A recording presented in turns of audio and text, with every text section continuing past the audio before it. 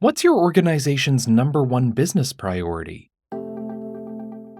62% of CEOs in an annual Gartner survey identified growth as their primary focus, the highest this percentage has been in the past decade.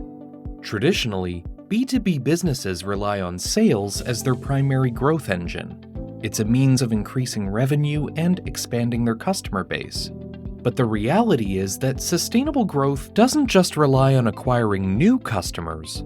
You also have to keep your existing ones. The practice of customer retention. It's not a given that the customers you have today will remain your customers tomorrow or for years to come. Your competitors are also looking to grow by winning over the customers you currently serve. B2B companies that only focus on short-term results tend to view retention as a defensive strategy and customer experience as a cost center. And far too often, brands focus on net new customers at the expense of, instead of alongside, their existing customers. The same Gartner study that identified growth as the number one priority among CEOs indicates that only 10% of CEOs consider the customer, as in the one they already serve, to be their top priority. There's an opportunity here. What if you look beyond the defensive strategy of customer retention? Customer success is a proactive approach centered on delivering value to the customer, ensuring they meet their desired outcomes. In B2B, it encompasses fostering relationships, driving retention, and aligning your own growth with that of your customers. On this episode, we'll learn how customer success can be a powerful growth driver that works alongside sales to propel your B2B business forward. Daphne Costa Lopes, Global Director of Customer Success, Strategic Accounts, and Solution Architecture at HubSpot, joins me today on Questions for Now, where we'll ask, how can brands turn customer success into their second growth engine?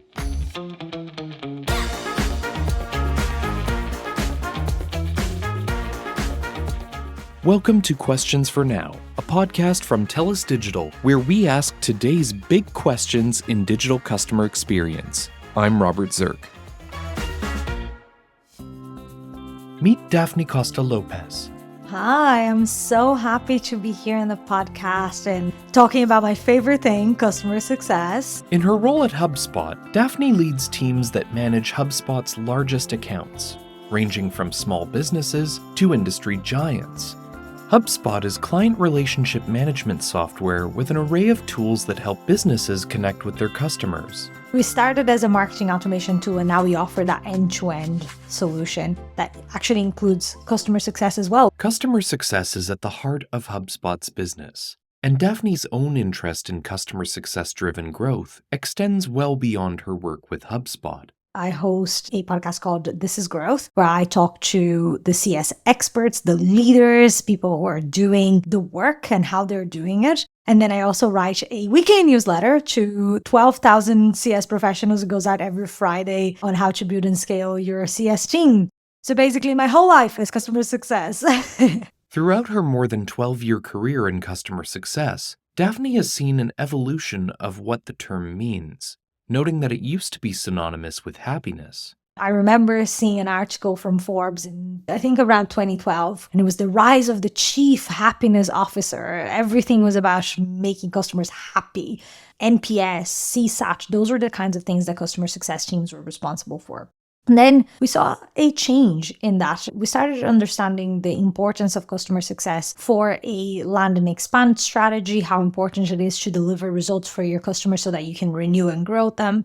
A land and expand strategy begins with landing a small piece of business, building a relationship by consistently delivering a great experience, and then expanding by upselling and cross-selling to win more business from the same organization. And we went into this journey of moving more towards a defensive team, so taking care of churn, preventing churn. And then during COVID, we saw a boom of customers coming online and wanting to do more with software companies.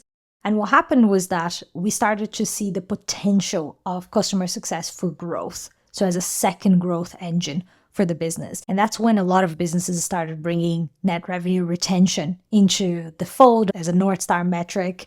That was, let's say, short-lived because the boom of COVID was followed by difficult macro environmental situations. And now we're getting back at a point where we're talking about sustainable growth. We still want customer success to drive growth, but how do we do that sustainably? How do we do that in a way that's anchored in customer value? These fundamental questions are asked daily by customer success leaders who have cultivated a growth mindset.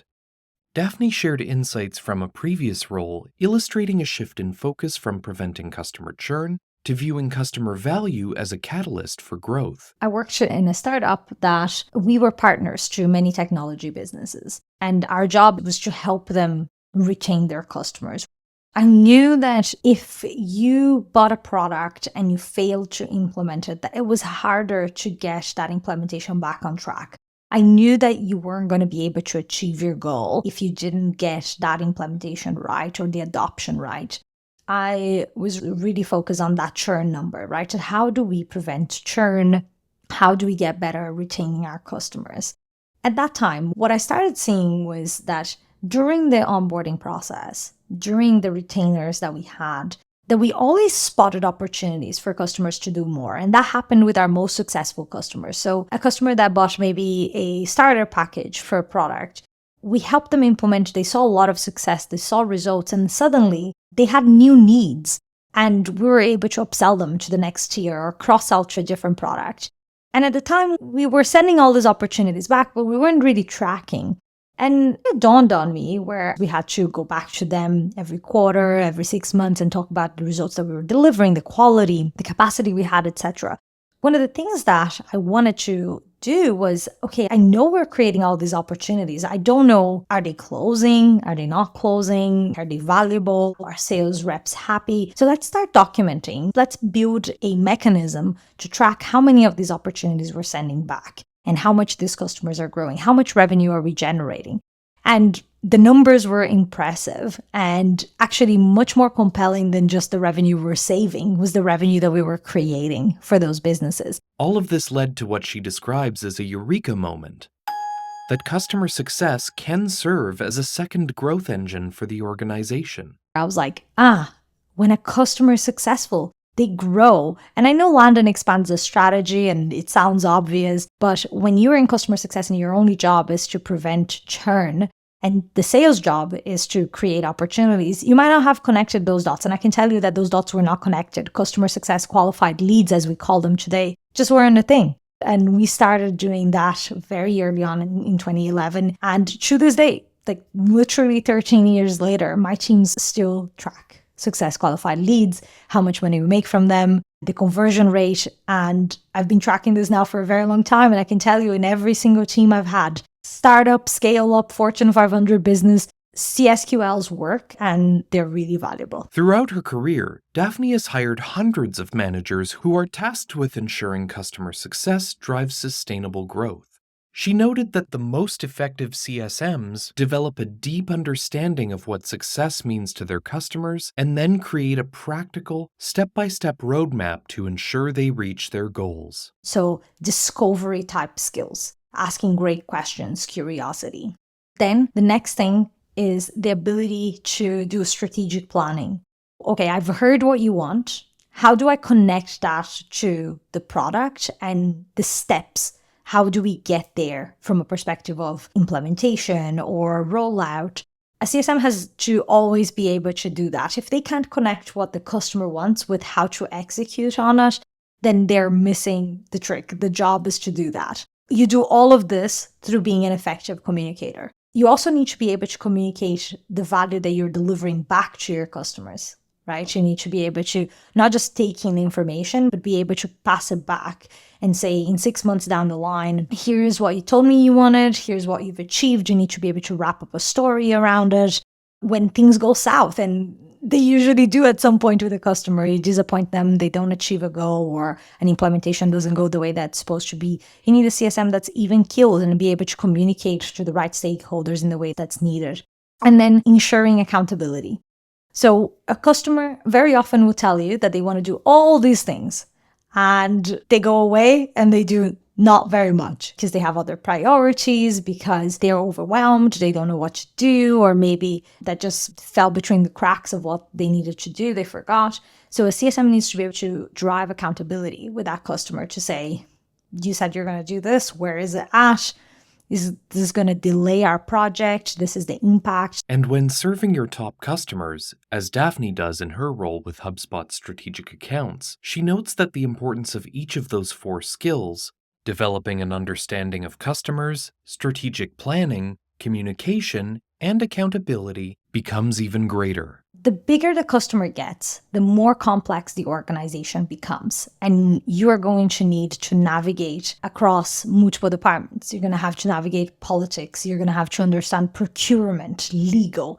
I think what happens is it's less that a brand new set of skills opens up for a CSM when they get to that enterprise level. And it's more like every single one of the core skills becomes even more important, and you're expected to do it at an even higher level. While the discipline of customer success experiences an ongoing evolution, it remains grounded in the idea that it's meant to ensure, quite simply, that customers achieve their desired outcomes. I think customers' expectations are that we are able to deliver value to them in the way that they expect to see value.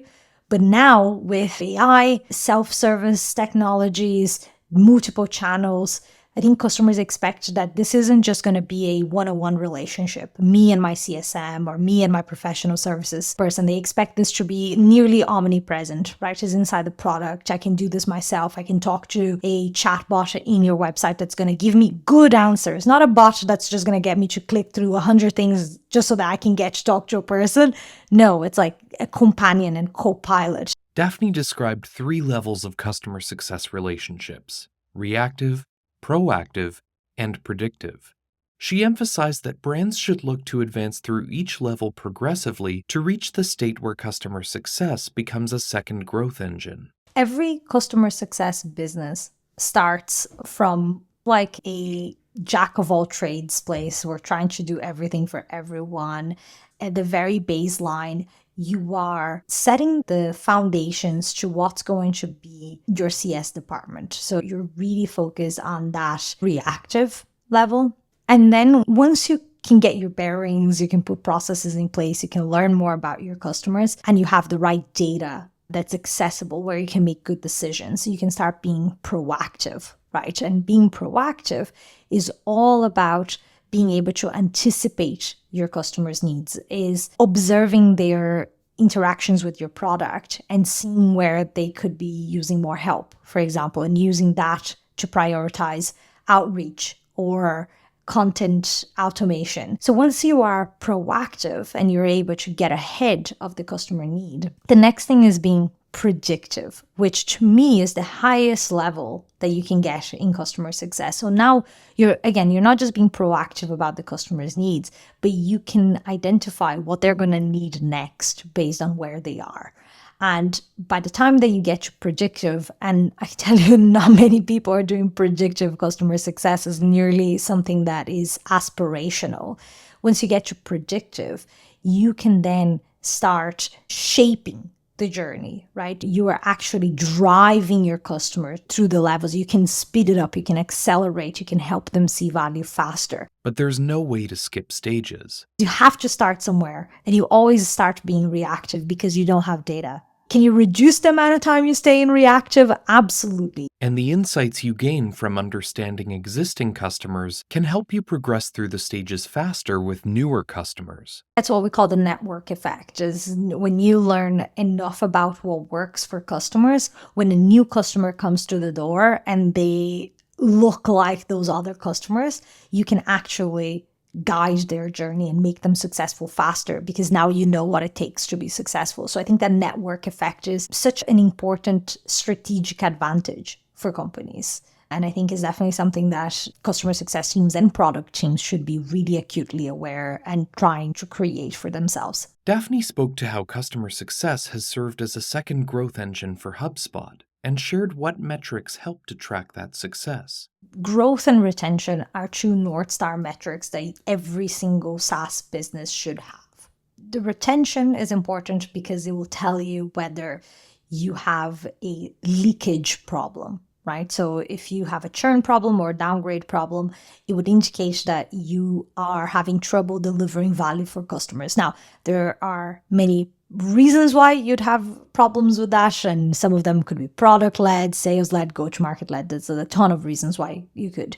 But that metric will tell you how efficient you are at retaining the business that you acquire. And we know acquiring business is expensive. A HubSpot study suggests that the cost of a new customer is 5 to 25 times more expensive than retaining an existing one. So it's important to have a handle on that metric. And I think that's like table stakes. You can't get to growth if you don't have retention fixed.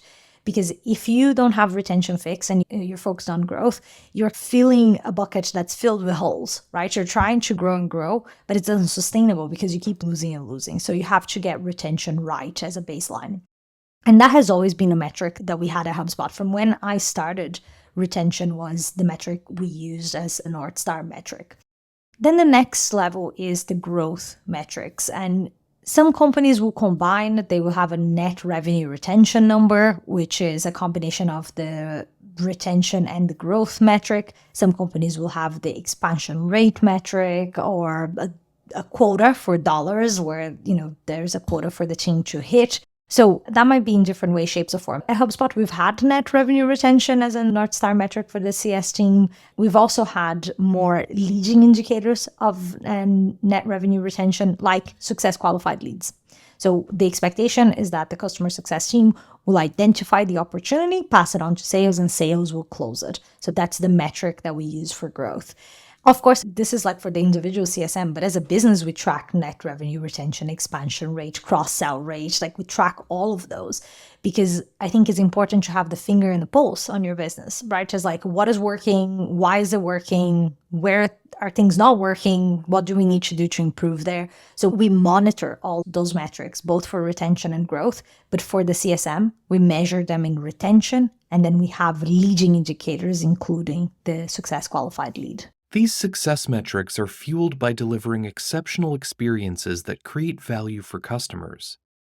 Daphne shared how HubSpot achieves this, starting with a deep understanding of customers and their goals. At HubSpot, we are really maniacal about delivering great experiences. And I think the baseline for it is having the entire customer-facing team in one platform. And I know it's biased because we sell a customer platform, but we really believe it. Like we drink our own champagne in this stuff. And we think that when the data from marketing, sales, services, and CS are all together in one place, that will help you, first of all, give the customer a more personalized, more tailored experience. If you think about the information that your sales team needs to have when they contact a lead for the first time, what kinds of documents they were looking at, what they downloaded, what ebook they were interested in, what parts of your site they visited. Them having that information helps them have a better conversation. The same way that CS having the information of what happened in the sales conversation and not just traveling eventually, but actually automatically. The first conversation you have with the customer is already a tailored conversation. That is really important. And it's the same like ongoing for customer success, right? Because that's the beauty of customer success is that you're going to be talking to that customer every month, every quarter, every year. And that means that every other touch point that they have with your company, events, webinars, academy courses, support tickets, all of those that they consume should inform the conversations that you have. So for us, the baseline of offering an unparalleled, unrivaled experience is having the right data to be able to have personalized conversations. One of my pet peeves is the broken telephone. Every time you pass on from a department to the other, you have to retell your story. And that's something that we're really passionate about in HubSpot, not doing that for our customers. Another key component of HubSpot's approach to a great experience is ensuring customers have easy access to the self-service resources they need, which include courses and knowledge base articles. We want our conversations with our customers from a CS standpoint to be high value and high quality conversations, not just to be how-to conversations. So we want to make sure that when a customer is trying to do something new, that is available at their fingertips when they need it. So when they're building a workflow, if they're stuck, that they can find the right information to get unstuck and that they don't have to wait a week to get on the phone with a CSM to be able to answer those. And finally, Daphne highlights the importance of strategic conversations that clearly define goals and a plan to achieve them, based on what customer success means to the customer, as integral to HubSpot's customer experience. What do they want to see? What do you want to measure? How do we achieve that? And then reporting it back and having enterprise business reviews with them to have a look at how the business is performing and what opportunities exist to do more. HubSpot also bought a media company a few years ago, The Hustle, and we have a podcast network. So we're really intentional about creating brand experiences where the customers get information, education, inspiration from other areas, not just their CSM. Their CSM obviously is a part of the journey, but it's not all of it. So I think for us, customer success is a philosophy, and that is really everywhere in the customer experience. Given her role in strategic accounts, I asked Daphne whether there's a difference in how the experience is delivered to top customers as opposed to the wider customer base. She acknowledged that often businesses think to segment customers based on what they spend, which then translates into the resources they receive. But she also noted that there are ways to build your experience that can make every customer feel like a top customer. And she shared how HubSpot achieves this. A customer that spends a lot of money is a customer that is also more complex, that has more stakeholders, that has more moving parts, and that means that they need the extra support versus someone that might not necessarily have that level of complexity. So I think that's the basic framework for most people, and it's where HubSpot started as well. Our segmentation strategy started based on like how much money do you spend with HubSpot and what resources can we put into your business in order to help you succeed. I think where HubSpot definitely has a differentiation is we've built such an incredible content muscle in terms of what we can offer customers in a one-to-many format. Our academy is so renowned. Like, people take our academy courses all the time and they publish on their LinkedIn profiles because they get all of our certifications and that helps their career. Our community, connecting people with other people like them, they're solving the same problems as them without HubSpot being the middleman. So our community is incredible.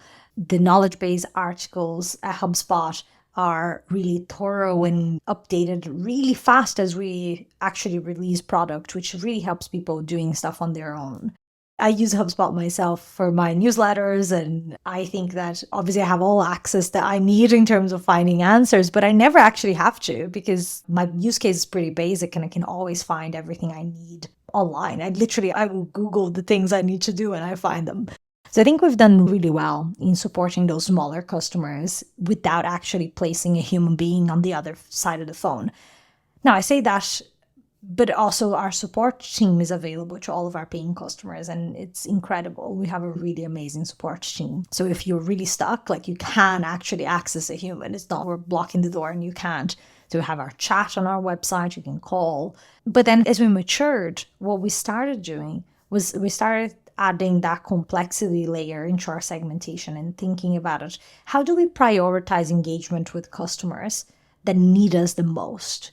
And our customer success operations team has done just a phenomenal job at helping different segments within those segments prioritize who are the customers that need the most help and why, so that CSMs can get in touch with the right information at the right time. And we do that by monitoring adoption, value. So we have value metrics where we look at how much value the customer is extracting from HubSpot, because you do have cases where a customer is using a lot, but is failing. And we don't want that to be something that falls through the cracks, as in you're using a lot, you're clicking all the buttons, but you're not getting anything out of it. So we monitor adoption, we monitor value, we monitor consumption of different subscription types. So we look at all those things to decide how do we put resources into the right places. Technology plays a central role in delivering the kinds of experiences that bring value to customers. Daphne noted that bridging data from areas outside of the customer platform can be a challenge, but AI copilots help HubSpot's CSMs deliver more meaningful customer interactions by gathering information to prepare for calls and summarizing recorded calls to note key points and action items. I don't think there is a world where I see those two things separately. The team is the team plus tech. We spoke earlier about how HubSpot prioritizes making self-serve resources accessible to its customers. Daphne expanded on how AI is leveraged to help get the right information to the right people and why it reinforces the need for quality content. The quality of the content that you have matters. And I've been talking to a few leaders that are figuring out, like, how do I prepare for the AI that we're going to need in a few years? How do I prepare to get my team to the next level using AI? And I say, don't sit idle because you haven't bought the technology that has the AI baked into it. Content, great playbooks, calls that are like exemplary calls of how CS should be done, case studies from your customers. All of this stuff is valuable in the world of AI. So don't sit idle. Invest on those things, even if you can't invest on the AI tech right now, because it is emergent, it's new. A lot of platforms don't have it yet. In HubSpot, some of the examples I was giving you are things we built natively. We have a team of CS ops and data scientists that are building stuff for us. But if you don't have that, you can still prepare for it by having great content available. On Daphne's podcast, This is Growth, leaders and experts share strategies and best practices in customer success. I asked what topics or trends are top of mind in recent conversations she's had with guests, and one recurring theme has been correcting misguided approaches to scaling customer success. We have a tendency of throwing people at problems. And most recently, our tendency has been to buy isolated tools to solve isolated problems. And that is really creating a problem for us of data silos and ultimately lackluster customer experiences because we're not able to get the right information to tailor and personalize the customer journey. So for me, that is like both a challenge and an opportunity that I see. And finding new ways to provide value for customers is always top of mind. Most CS teams that I talk to are still struggling to define what value is for their customers. And they are in a place where they're like, value is unique to every customer, which if you're working in a service business that every customer that comes through the door is completely different and you're building bespoke solutions, I would say you're right. But if you're in a product company or a repeatable service company where you have a market that you serve, a set of problems that you have chosen to solve for, use cases, jobs to be done, then I think this is a little bit of an excuse to not do the hard work, which is figure out what are the key metrics that we should bake into the product and how do we build playbooks that deliver on those metrics. So I think delivering customer outcomes is probably the biggest piece of work that CS teams need to do if they want to evolve and continue to do a great job. I run a trend survey. This year is the second year where I look at the top challenges and opportunities for next year. And last year, delivering customer outcomes was the top challenge customer success teams had. And this year, I haven't closed off the results of the survey, but in looking at it really quickly, I can say that that seems to still be a top challenge for most CS organizations. And I think, again, like any challenge is also an opportunity to actually go and do that work and reimagine how we structure customer success teams. Because I think we've structured the success team very internally focused, right? As like, what are the things that we need to do? We have the onboarding phase, we have the renewal phase, and we have everything in the middle. And we structured the CS team in that way instead of saying, what are the things that the customer wants to do? What is the value that they're expecting? What are the milestones on delivering that value? And what work needs to be done at different stages? How does the CSM help?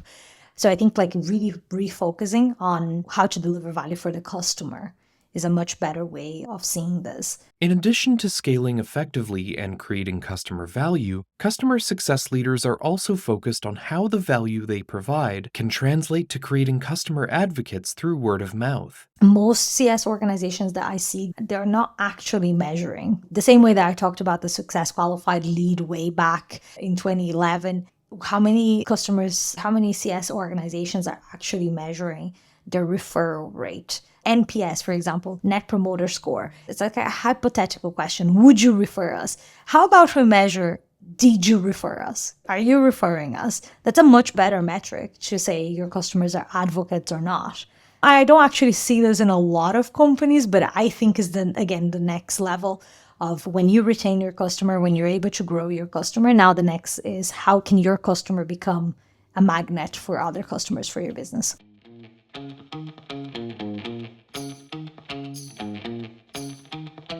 If you'd like to learn more about how customer success can translate to growth, follow Daphne Costa Lopes on LinkedIn, subscribe to This Is Growth at thisisgrowth.media, and follow This Is Growth wherever you listen to podcasts.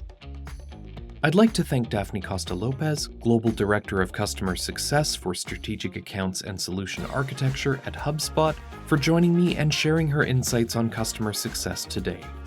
And thank you for listening to Questions for Now, a TELUS Digital podcast.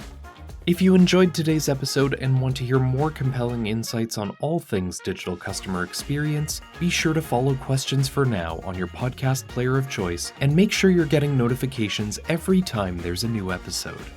I'm Robert Zirk, and until next time, that's all for now.